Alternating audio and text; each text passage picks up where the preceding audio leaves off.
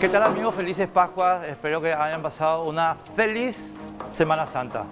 Estamos hoy con la ministra de Industria y Comercio, Liz Kramer, que tuvo la gentileza de interrumpir sus vacaciones para estar con nosotros hoy. Liz, ¿cómo te va? Felices Pascuas, gracias por estar con nosotros. No, gracias a vos, Enrique, también una oportunidad de estar acá que se agradece, así que feliz Pascua para todos. Muchísimas gracias. Bueno, Liz, te llamamos como parte del equipo económico. O sea, vamos a abarcar temas más grandes que la cartera propiamente de Industria y Comercio. Y quiero pedirte, por favor, si es que tenés alguna info, ¿por qué lo que tan importante es para el gobierno el tema de la reforma tributaria? Bien, en realidad como equipo económico lo que nosotros estamos haciendo, obviamente este tema de la reforma tributaria está liderado por Hacienda, nosotros somos parte y esa discusión está, digamos, viniéndose, negociando con varios sectores durante ya varios meses. Fue un acuerdo que en su momento empezó porque ya desde el Senado iban a proponer unas modificaciones impositivas y Hacienda, a pedido de Hacienda, se pidió que eso se frenase y que se trabajase con los gremios. A partir de ahí entraron como 2 meses y pico de negociación, vamos por creo que 3 meses, con todos los gremios o por los principales gremios, y esa mesa todavía continúa, está en este momento con una prórroga de una fecha límite que le había puesto el Congreso para esperar eso. Así que eso se tendrá, yo creo que son 2 semanas más que tiene después de Pascua para presentarse esa propuesta, que es importante según los especialistas porque ayudará a hacer una mayor equidad en el cobro de tributos. O sea, nosotros del Ministerio de Industria y Comercio nos compete preservar o cuidar la competitividad para atracción de inversiones y hemos estado participando de las mesas, o mejor dicho, desde el punto de vista técnico, y todo lo que tiene que ver con atracción de inversiones y todo lo que son las leyes de incentivo, por ejemplo, no están siendo abordadas. O sea que todo lo que es la ley 6090 y las demás leyes no están siendo tocadas. Digamos, esa parte de lo que es la competitividad del sector para la atracción de inversiones está, digamos, fuera de discusión. La discusión continúa, hay algunos avances, gran parte de los avances con algunos gremios, entiendo que faltan todavía algunos más.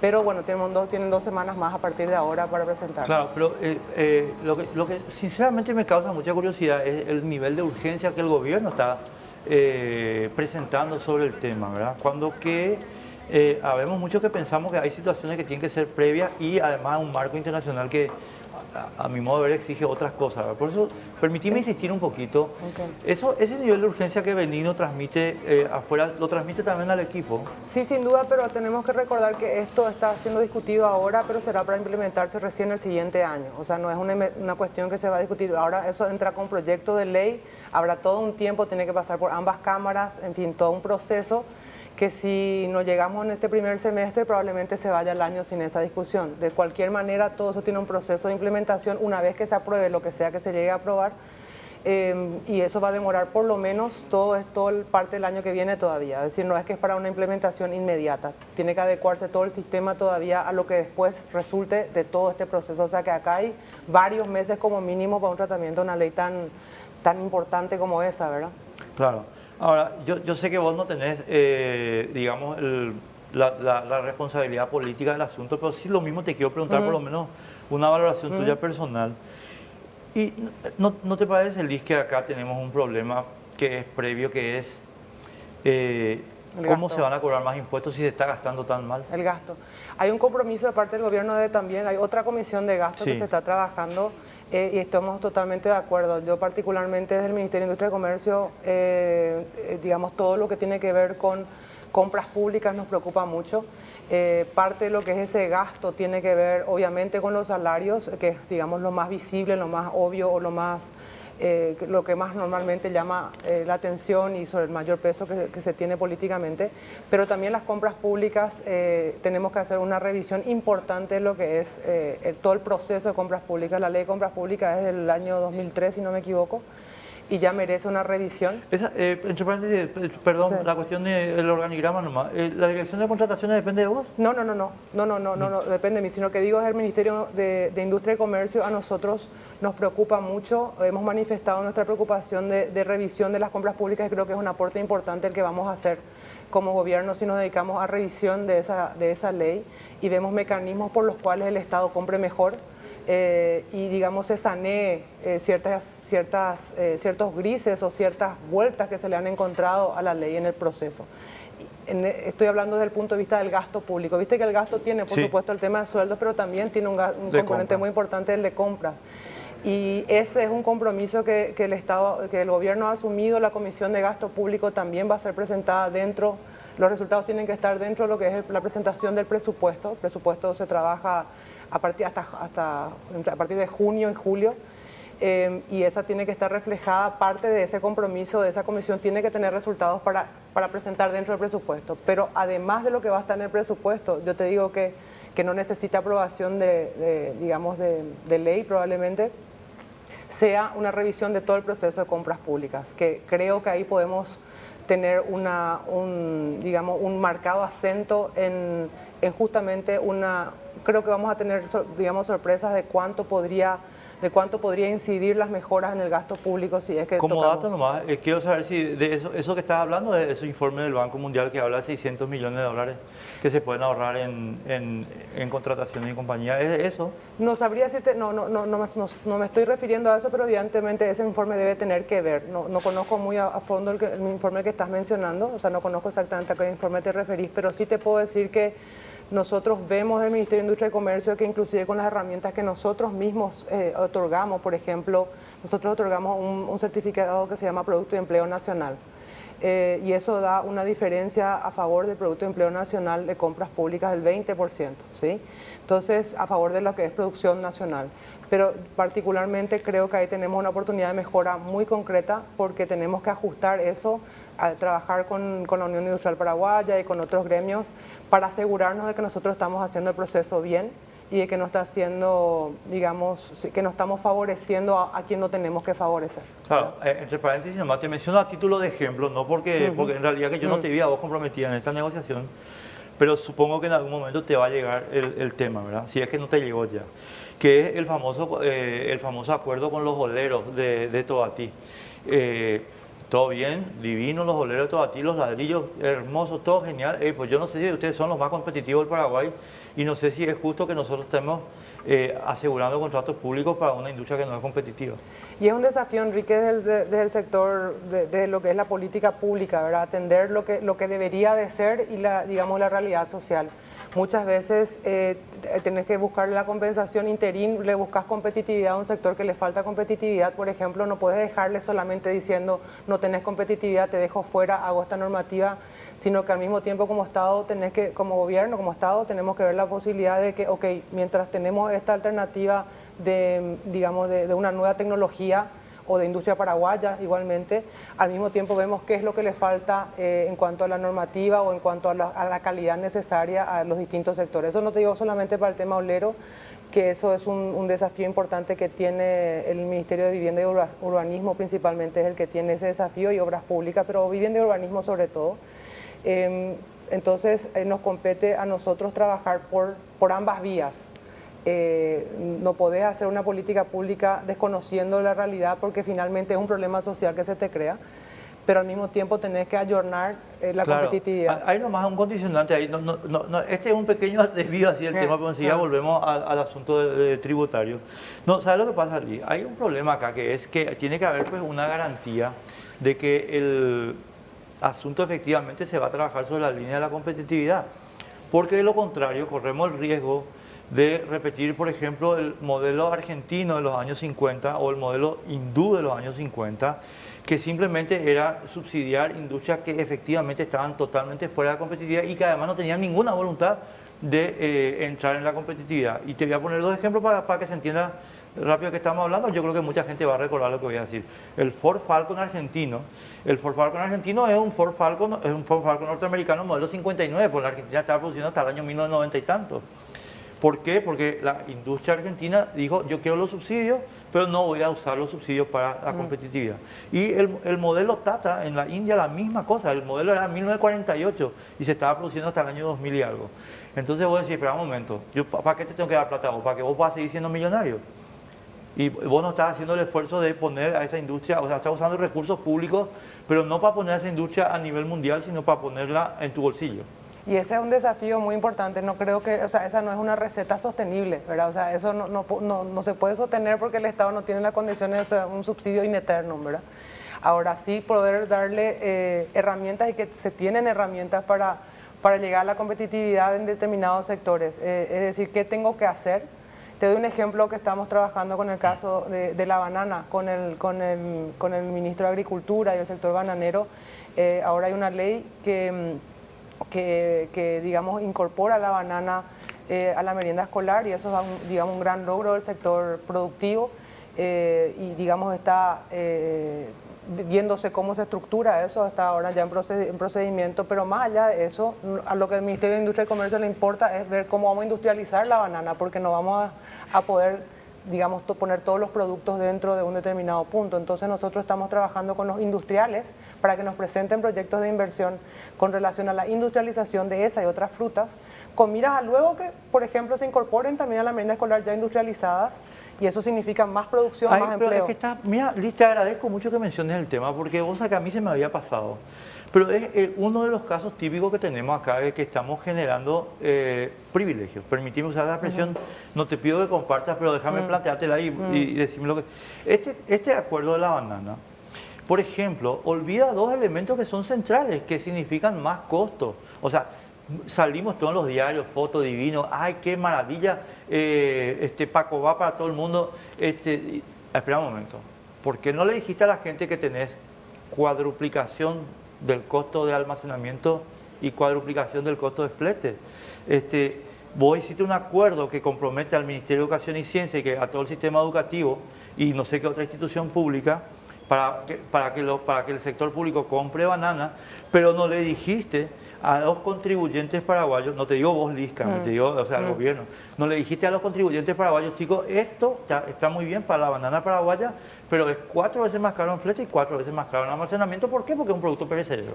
En realidad te comento que esa es una ley que fue aprobada por unanimidad y que fue promulgada también, entonces digamos es amplia la responsabilidad sobre eso y eso me parece que es un logro muy importante, creo que llevaron, como te digo, el sector productivo es un logro que hay que reconocer. Sin embargo, dentro de este proceso están analizando hay un comité interinstitucional entre el MAC y el MEC para que no ocurra eso que estás diciendo, obviamente de maximizar el tema de los costos. Ellos han hecho estudios también del sector productivo para que eso no implique una incidencia absurda, digamos, dentro de lo que son los costos y esté dentro de lo que está presupuestado, porque es lo que está presupuestado.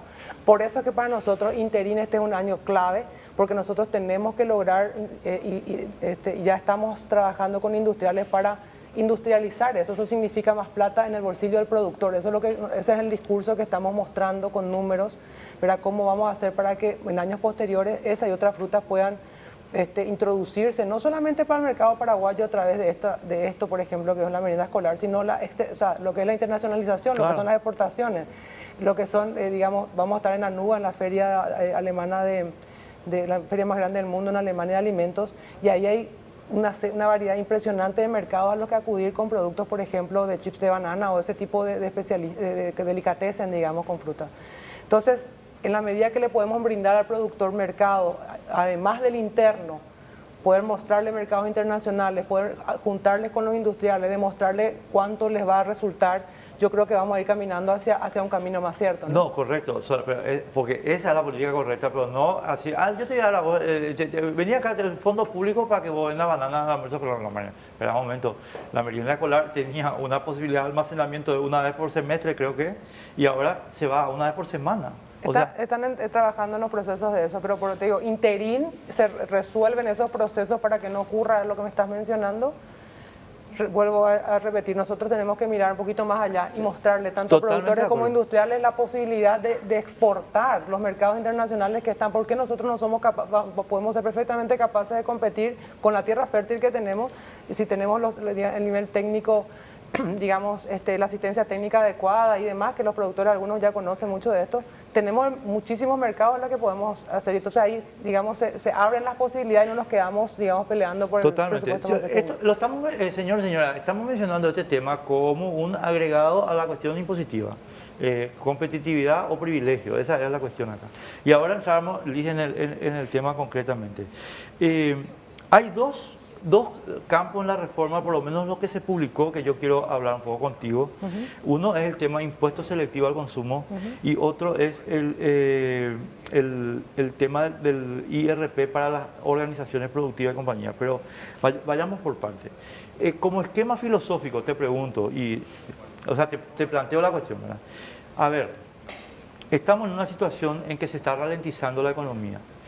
O el jueves o el miércoles se publica un estudio del Banco Interamericano y no sé qué otro organismo multilateral que la economía de América Latina luego se va a ralentizar.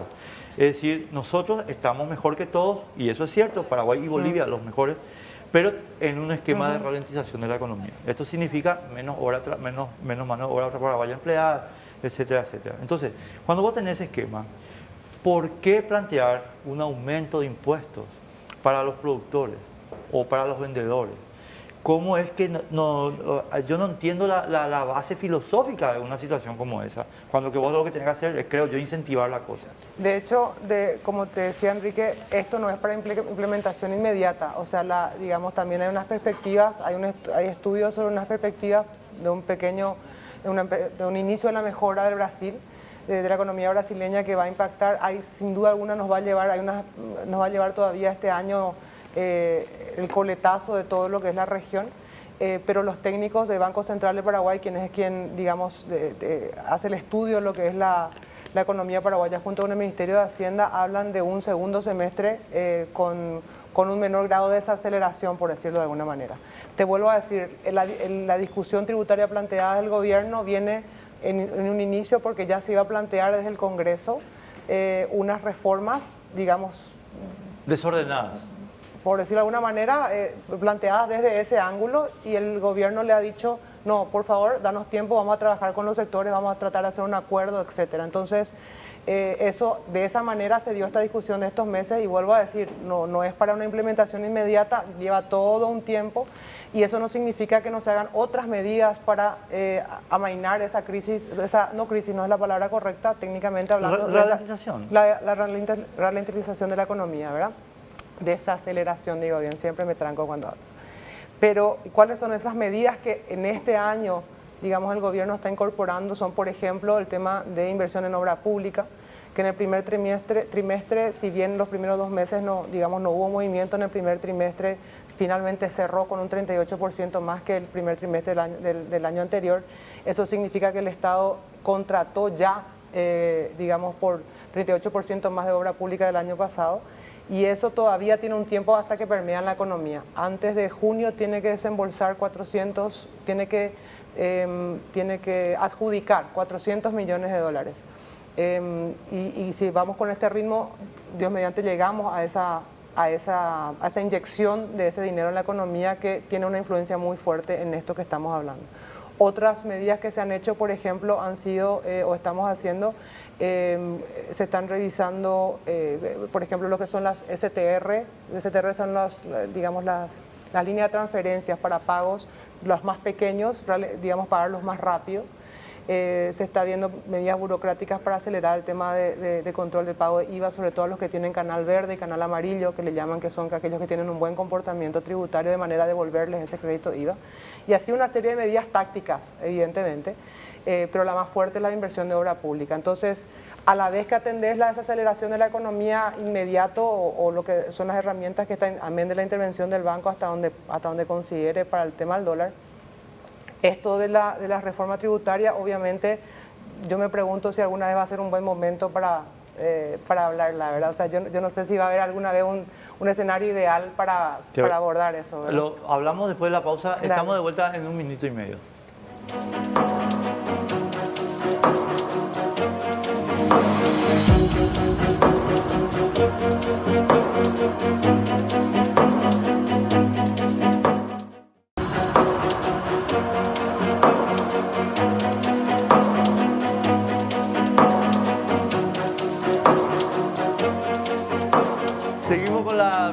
Industria y Comercio, Luis Kramer. Luis, estabas mencionando vos medidas que se están aplicando para evitar la ralentización de la economía, la obra pública. Pero convengamos que, y estamos todos de acuerdo en eso, pero convengamos que a largo plazo es el sistema tributario el principal, digamos, cimiento sobre el cual se tiene que construir esto. Te quiero dar un ejemplo que ya hablé con Fabián Centurión y con Benigno incluso para que puedas... pero te quiero preguntar a vos la misma cosa. Ahora, resulta que China está en un proceso de ralentización de la economía también. Fíjate que este año ellos van a crecer apenas 6,5%, lo cual es una catástrofe para ellos. O sea, para nosotros es una monstruosidad, pero para ellos es bajar no sé cuántos puntos. Entonces, se hizo ahora la Asamblea Nacional del Pueblo, no sé qué historia, donde presentan el programa y el programa es reducir IVA, reducir renta, o sea, bajar los impuestos para que esa plata justamente sea motorizadora. Y nosotros lo contrario, Lee. Esa es la parte que yo no estoy entendiendo, no entiendo, en serio te digo. Y a la vuelta de lo que son, cuando empiecen estas negociaciones vamos a ver cómo cierra, porque son algunas cuestiones que tienen que ver, el IVA, digamos, lo que por ejemplo se hace, algo muy importante que tiene que ver con eso también es la formalización. Vos sabés que hay mucha gente en este país que trabaja y digamos tiene y paga sus impuestos y sin embargo compite desleal, o sea, le viene competencia desleal por una economía subterránea demasiado fuerte. Enorme. Que tenemos que atender también qué vamos a hacer con esa economía subterránea, porque lo contrario, ¿cómo te voy a estar cobrando a vos al mismo tiempo que no hago nada por la economía que no está formalizada? En ese sentido, la reforma tributaria plantea dos cosas te quiero mencionar. Uno, la reforma tributaria que lo lleva adelante Hacienda, digamos, dentro de esta discusión, y al mismo tiempo unas propuestas de ley que tienen nuestras, del Ministerio de Industria y Comercio y otros colegas, que tiene que ver con la formalización. Y tiene que ver con lo que me estás hablando porque de alguna manera es una parte de la economía que compite en forma desleal con quienes ya están tributando, que es la queja, ¿no? O sea, ¿cómo me cobras a mí y no le cobras al que está enfrente que está dando deslealmente?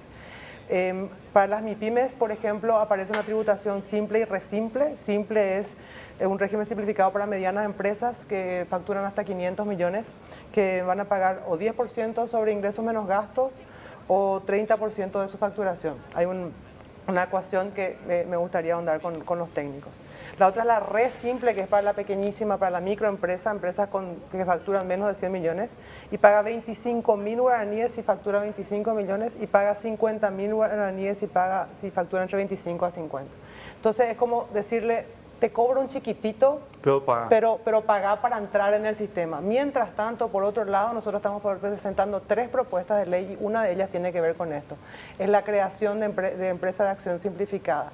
Es una nueva figura jurídica que desprende la persona física de la persona jurídica, que le da la posibilidad de hacerlo todo automatizado a través de nuestro sistema unificado de apertura y cierre de empresas, digamos un trámite gratuito, simple, en línea, cruzando nosotros datos con las otras instituciones, de manera a atraerle a la economía formal en forma ágil, dándole también una segunda ley, que ojalá no salga, que es la de garantías mobiliarias.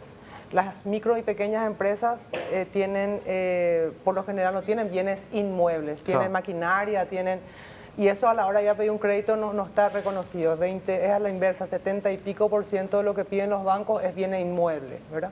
Entonces, con las garantías mobiliarias, que va a estar regida por Banco Central, digamos, va a haber una posibilidad de reconocimiento de eso, de esa tu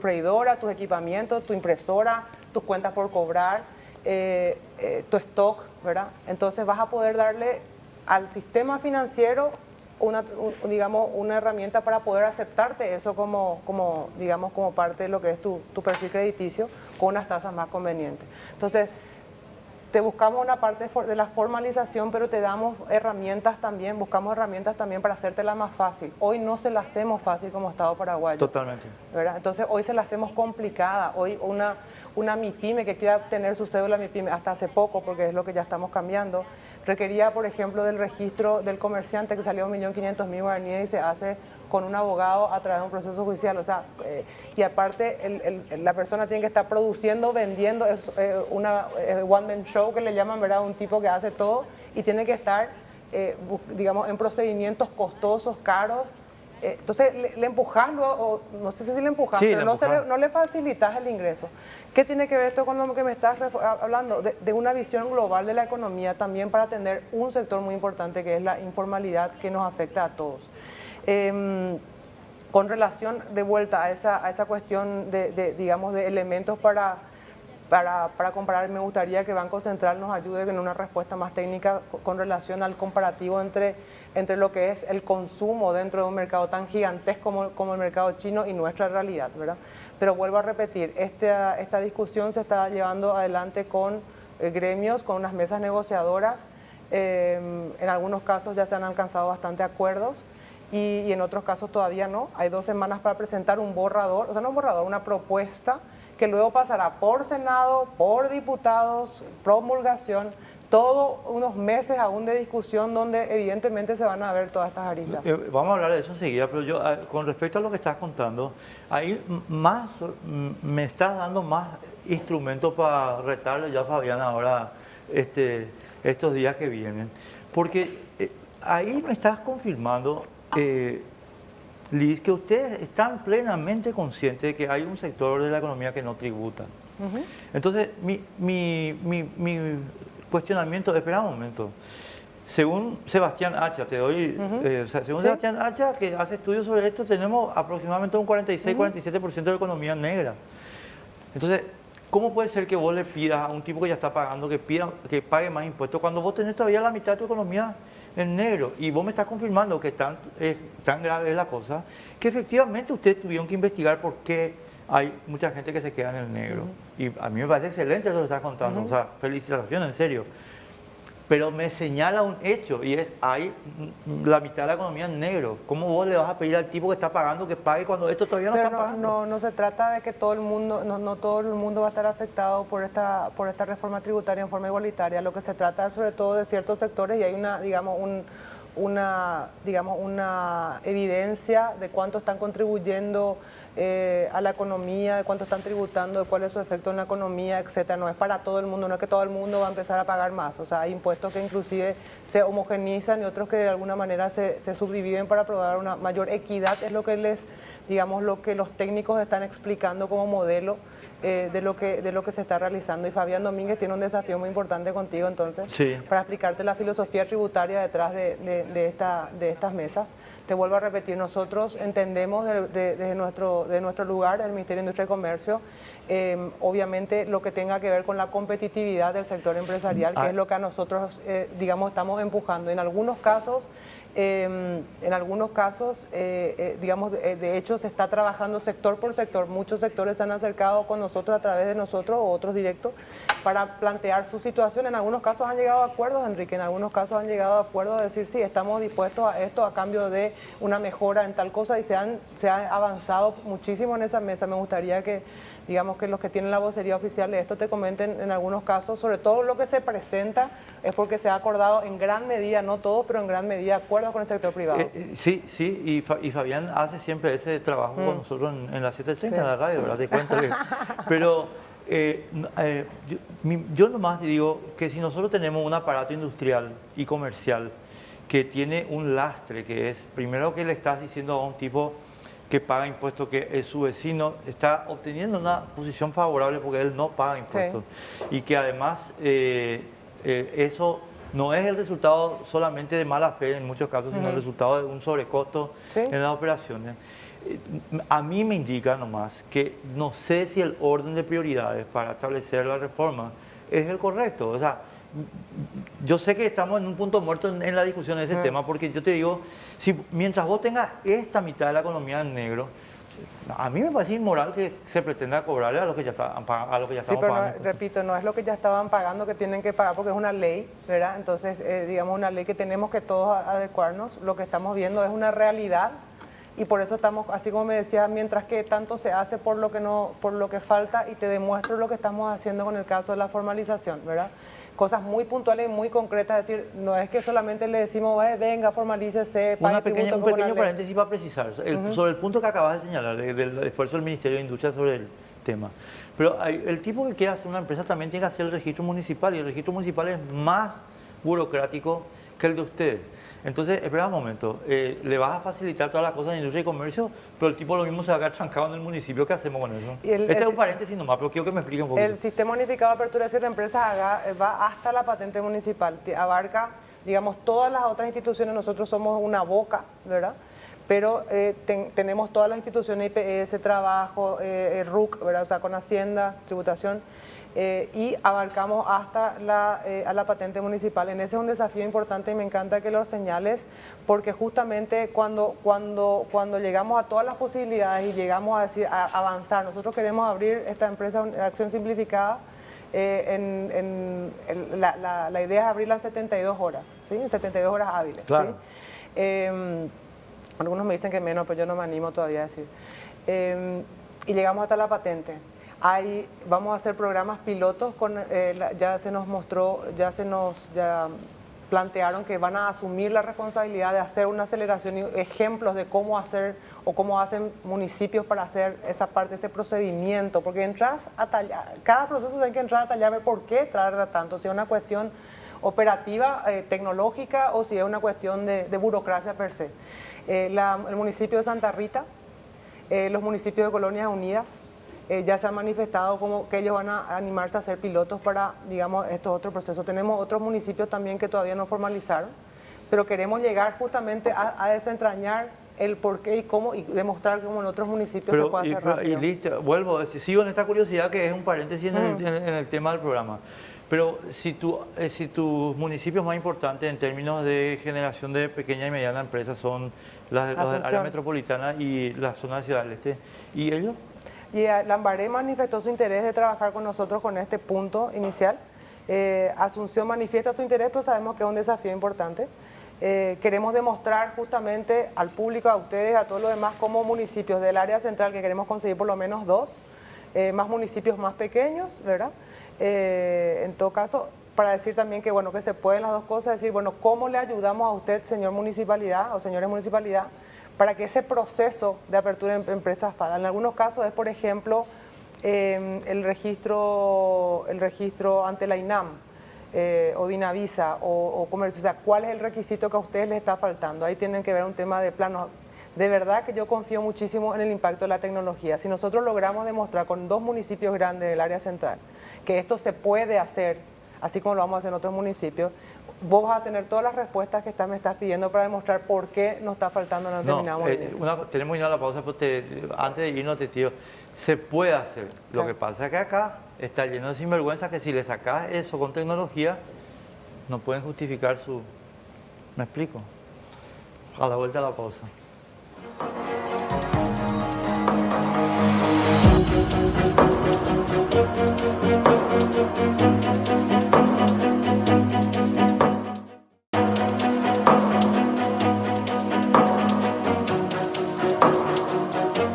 Estamos hablando fuera del micrófono con la ministra Liz Kramer sobre la cuestión de procesos, y Liz me dice acá, yo voy a decir así en público, Liz, atendeme, el famoso, el tango se baila de a dos.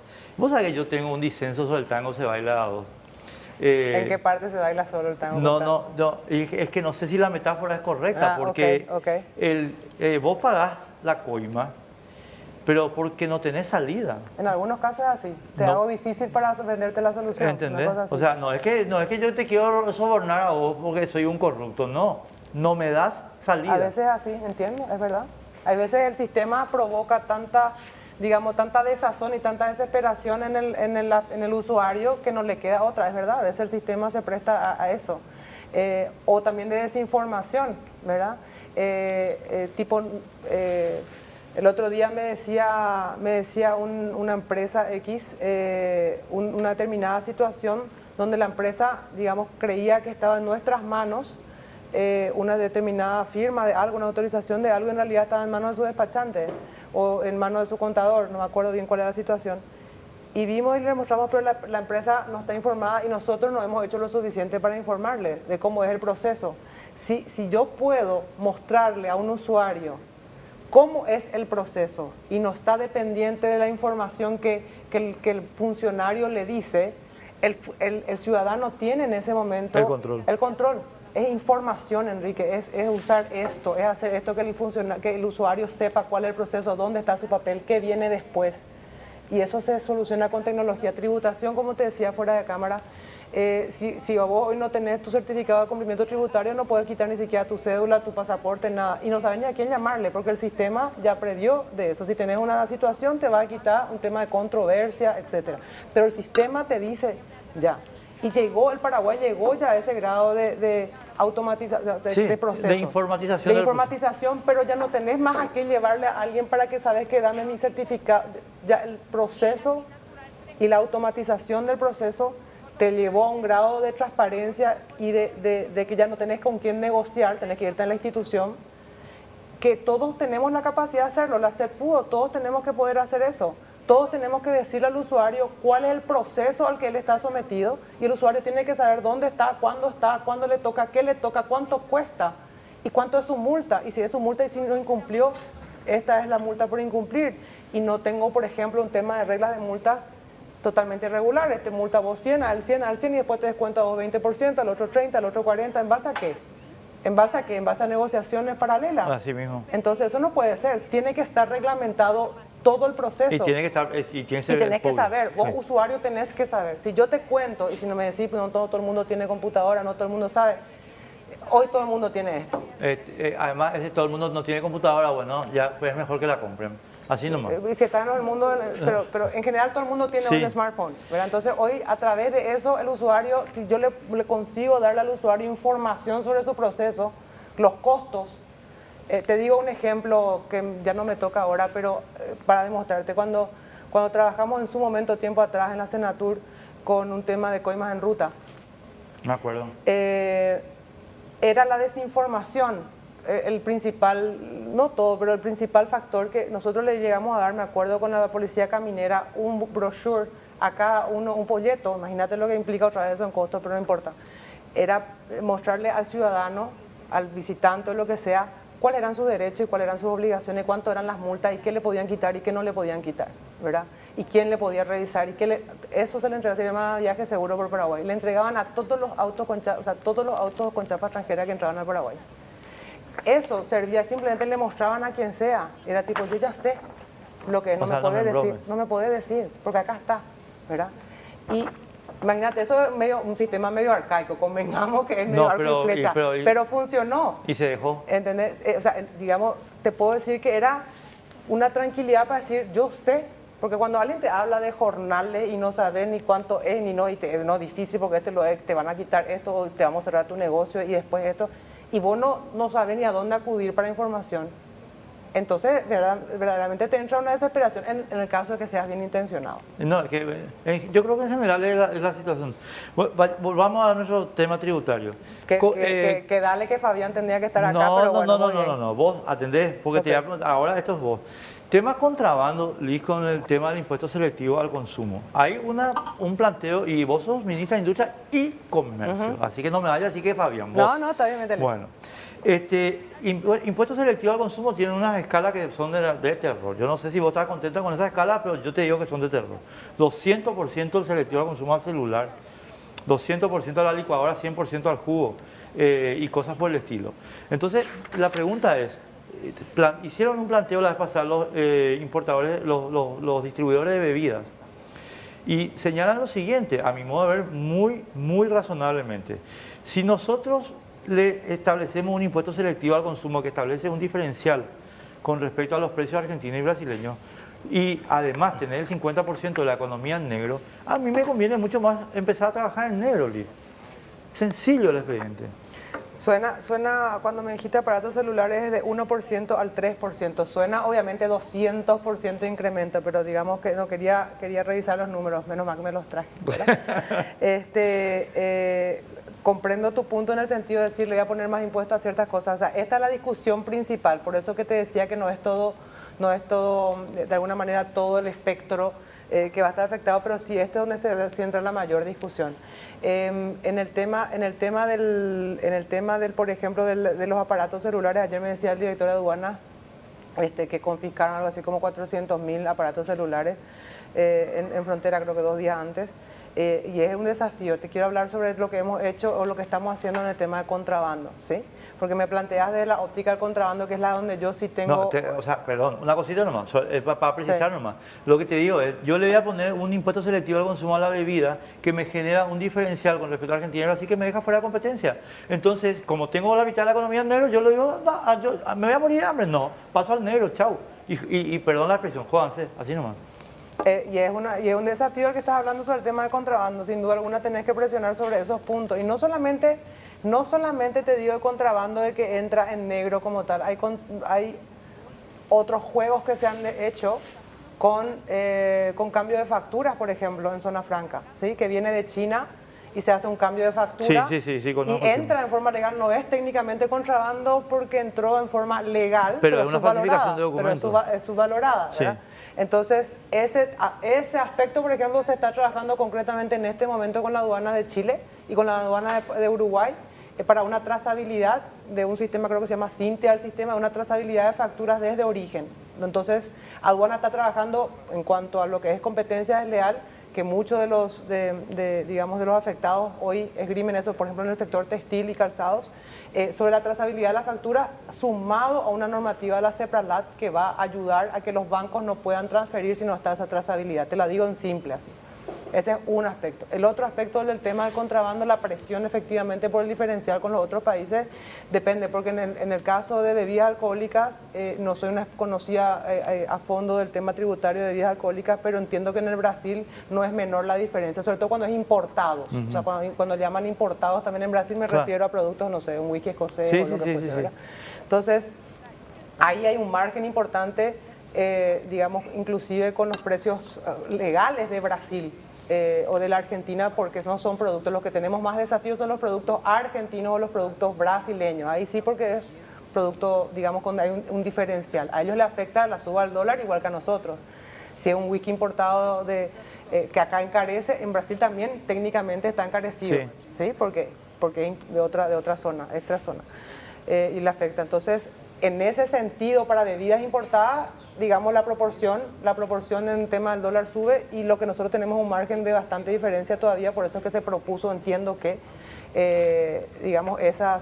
esas medidas, pero no obstante, esto forma parte de la discusión, obviamente, con los sectores afectados y con la mesa de... Pero ¿cuál es la opinión del Ministerio de Industria y Comercio? Y vuelvo a repetir, nosotros estamos abogando por lo que es la industria nacional y por lo que es obviamente el comercio legal. Desde el punto de vista del comercio legal, entendemos de que nosotros tenemos la obligación de trabajar y hacer un esfuerzo.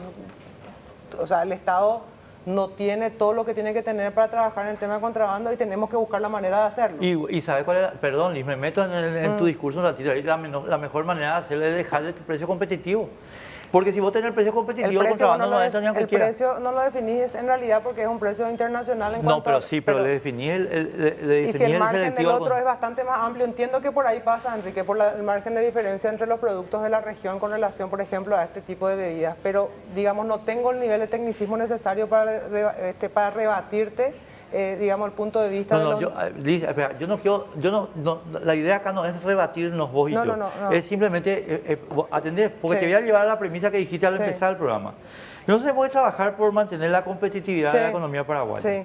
Bueno, la competitividad es no solamente del sector exportador, la competitividad es también de los comerciantes legales, porque ellos también mueven economía paraguaya. Sin duda. Entonces, si vos le liquidás el expediente al tipo para que se muera frente a los productos argentinos o brasileños, le estás obligando a pasar frente a los productos argentinos y brasileños. Ahí tenemos un desafío aún mayor, porque ahí no va a ser una cuestión solamente de impuestos, sino que realmente si la Argentina devalúa de 25 a 40 pesos por dólar en 6 meses, no hay forma de volverle competitivo. Y no hay forma, pero no le agrega, o sea, 100% de acuerdo con lo que acabas de decir, pero entonces no le agregues costo, eso nomás. Pero nosotros, vuelvo a decirte, Enrique, nosotros tenemos por un lado industria nacional que promover y atraer inversiones al Paraguay, esa es parte de nuestra competencia, ¿sí?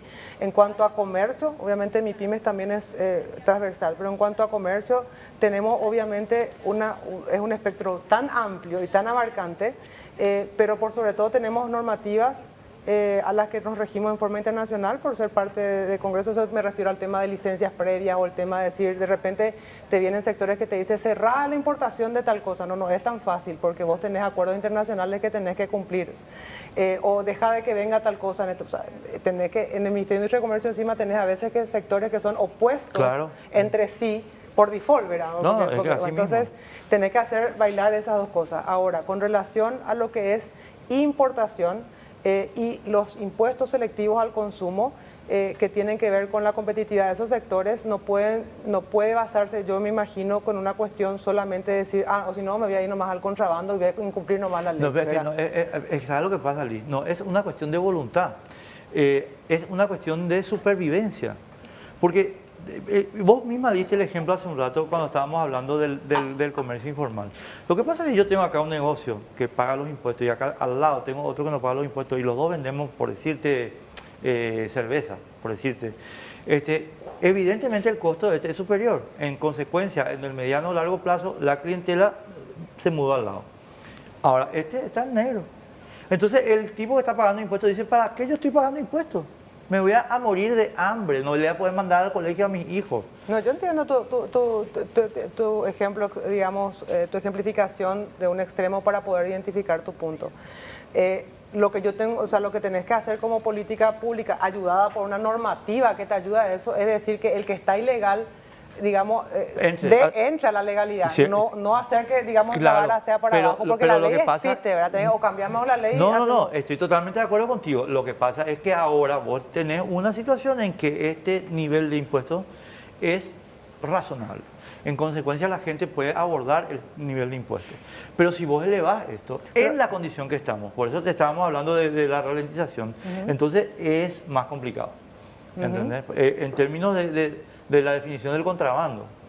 Bueno, y vuelvo a decirte, o sea, esos son puntos de vista que respeto y parte de la discusión del Pero como yo quiero que vos vayas y le digas a Benigno, no señor, esto no se va a hacer por esto y por esto. No, yo lo que voy a tratar de trabajar es todo lo que tiene, o sea, estamos trabajando con lo que es competitividad para el sector de atracción de inversiones y para la industria local y todo lo que tiene que ver con cumplir con las normativas internacionales, pero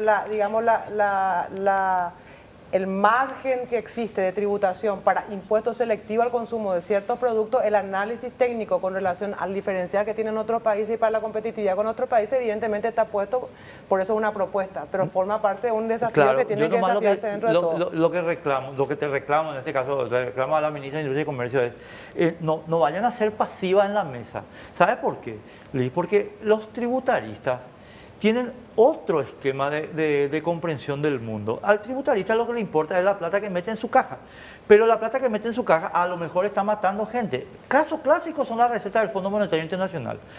Clásico, al fondo lo que le interesa es recuperar su plata, lo cual es su derecho, pero en recuperar su plata le importa un pito si el país se muere de hambre, se incendia, no le importa.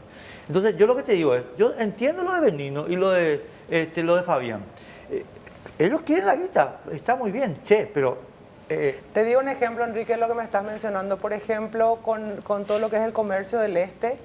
El comercio del este tiene un desafío importante, lo que es Ciudad del Este y demás, porque están directamente afectados por lo que estás mencionando en términos generales, lo ya así como está, ¿verdad? Pero además del tema impositivo, ellos, por ejemplo, tienen una propuesta de zona franca regional, o digamos de algún modelo distinto que es, digamos, suena interesante de analizar, pero al mismo tiempo desafiante porque no es algo que vas a poder hacer solamente para Ciudad del Este. Si haces para Ciudad del Este, vos no tenés frontera para digamos, que no permea el resto del país, o sea, tendría que ser una decisión generalizada.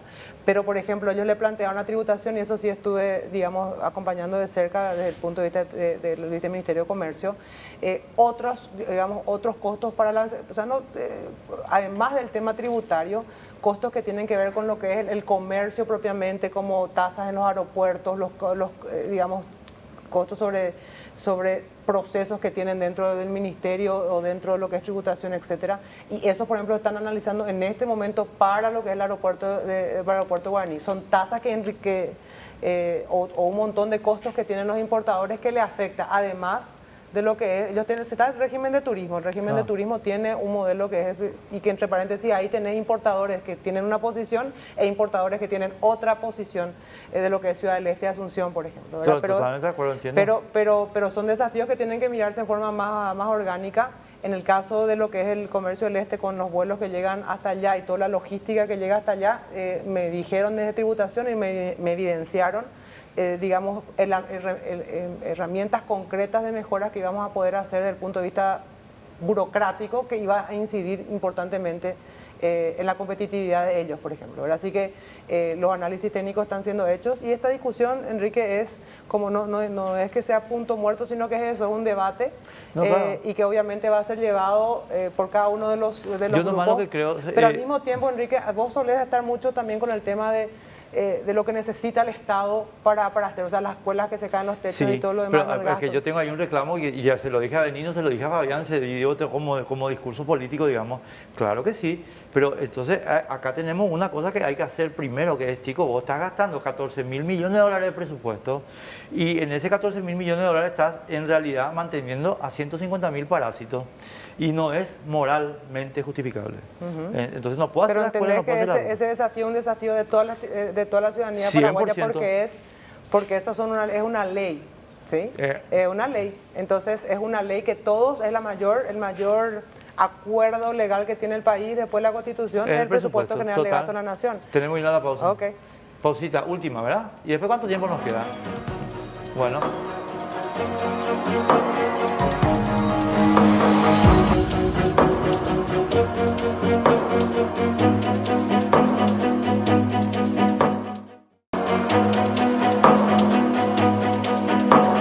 Nos quedan 5 minutos, estimados amigos, con la ministra de Industria y Comercio. Y Liz, mira, no puedo dejar pasar la oportunidad de tu gentileza de venir hoy acá para insistirte en una cosa que ya hablamos en la radio, el tema de la cementera de Cartes. Yo sé que no tiene nada que ver con el tema tributario, te estoy sacando totalmente de tema, pero a mí me preocupa mucho que nosotros estemos generando la idea de un país pirata donde el gobierno se usa para tomar proyectos de otros y compañías. Y como estoy viendo que el proceso continúa como si nada hubiera pasado, realmente me preocupa porque en el mundo las cosas sí tienen consecuencias, aunque acá crean que no tienen consecuencias. ¿Qué hay de eso?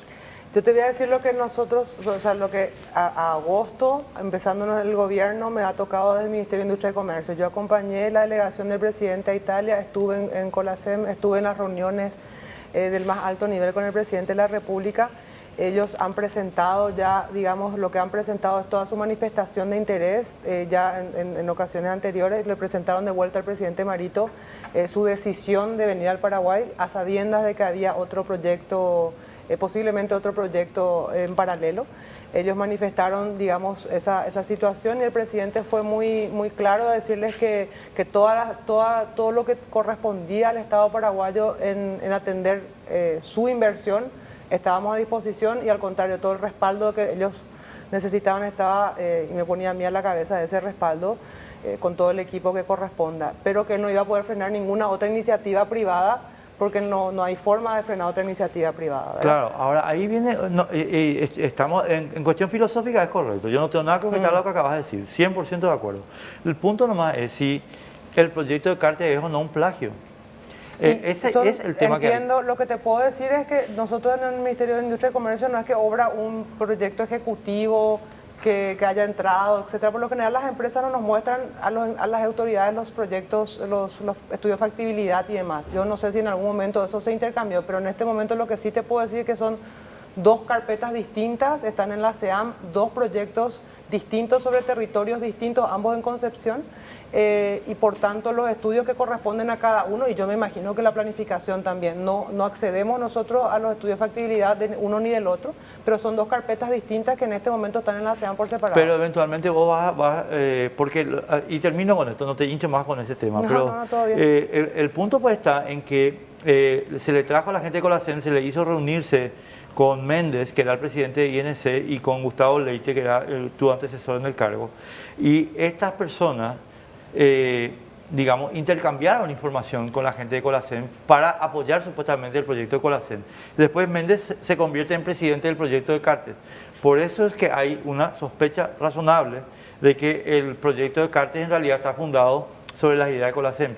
Y el tema en términos de competitividad es, chicos, yo hago un proyecto para un mercado 100 y ahora tengo que hacer un mercado 50 porque me robaron la mitad del proyecto, robaron el proyecto. No sé si podés robarle la mitad de la idea, ¿verdad? No, me robaron el proyecto y por tanto voy a entrar por la mitad del mercado. Y es una connotación, digamos, o sea, tiene una connotación jurídica lo que estás mencionando. O sea, obviamente si existe algo como eso, si fuese un robo de propiedad intelectual de un proyecto o de información clasificada, eso obviamente sería un caso, digamos, grave. Ahora, lo que yo entiendo es que desde la INC mismo, o de lo que es el mercado del cemento en Paraguay, se conoce lo que es el mercado del cemento. La parte del cemento no es muy compleja. No, eso estamos de acuerdo. Ahora, el proyecto en sí, yo tengo, digamos, para nosotros desde el gobierno son dos proyectos distintos. Lo que hayan intercambiado no obra en nuestro, y tampoco nos dijeron como tal que nos hayan entregado, que le hayan entregado un proyecto ejecutivo que se haya utilizado o un tipo de información confidencial, no nos consta. Por tanto, esa aseveración, que tiene unas connotaciones muy importantes, las que está mencionando, deberían estar acompañadas por una, digamos, una...